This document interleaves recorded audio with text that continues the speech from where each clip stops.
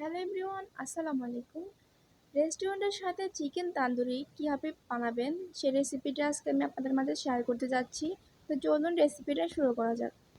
তো first of all আমরা একটা চিকেন লেগ পিস নিয়ে নিয়েছি। এখন ছুরির সাহায্যে খুব ভালো মতো চারিপাশে কাট করে নিচ্ছি যেন মশলাগুলো খুব ভালো মতো ভিতরে প্রবেশ করে। তো আমাদের মশলা তৈরি করার জন্য লাগছে আদা রসুনের পেস্ট, জিরার গুঁড়া, গরম মশলার গুঁড়া, দিচ্ছি মরিচের গুঁড়া, হলুদের গুঁড়ো এবং দিচ্ছি কালো গোলমরিচের গুঁড়া, দিচ্ছি 1 টেবিল চামচের মতো লেবুর রস, দিয়ে দিচ্ছি স্বাদ মতো লবণ। এখন মশলায় খুব ভালো মতো মিশাতে হবে।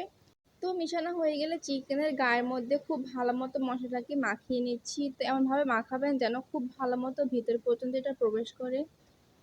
তো এই তো দেখতে পাচ্ছেন মাখানো শেষ হয়ে গেছে। এ পর্যায়ে অবশ্যই এখানে সরিষার তেল ইউজ করতে হবে। তো চেষ্টা করবেন এখানে খাঁটি সরিষার তেল ইউজ করার।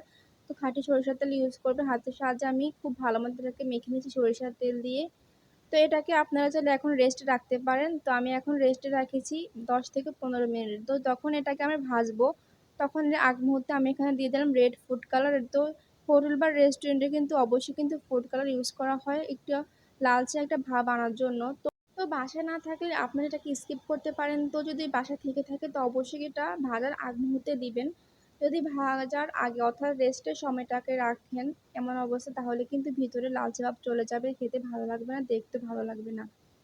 তো এই তো আমি তেলের মধ্যে এখন দিয়ে দিয়েছি চিকেনটাকে। এখন এটাকে প্রথম 1 মিনিট উপরের লেয়ারটা ভাজতে হবে এবং সেকেন্ড লেয়ারটাও আবার প্রথম 1 মিনিট করে ভাজতে হবে। অর্থাৎ 1 মিনিট 1 মিনিট করে এপাট ওপাট ভালো মতো ভাজতে হবে। তো যখন এটা অবশ্যই হাই হিটে প্রথম 1 মিনিট ভাজতে হবে যেন উপরের মশলাগুলো একদম কুক হয়ে যায় এবং সেট হয়ে যায়। তো এখন যখন 1 মিনিট শেষ হয়ে যাবে তখন এটাকে লো ফ্লেমে করে এটাকে 20 মিনিটের মতো ভাজলেই শেষ হয়ে যাবে চিকেন তান্দুরি চিকেন ভাজা। তো এটা খেতে অনেক বেশি মজা হয়েছে। আপনারা বাসায় ট্রাই করতে পারেন।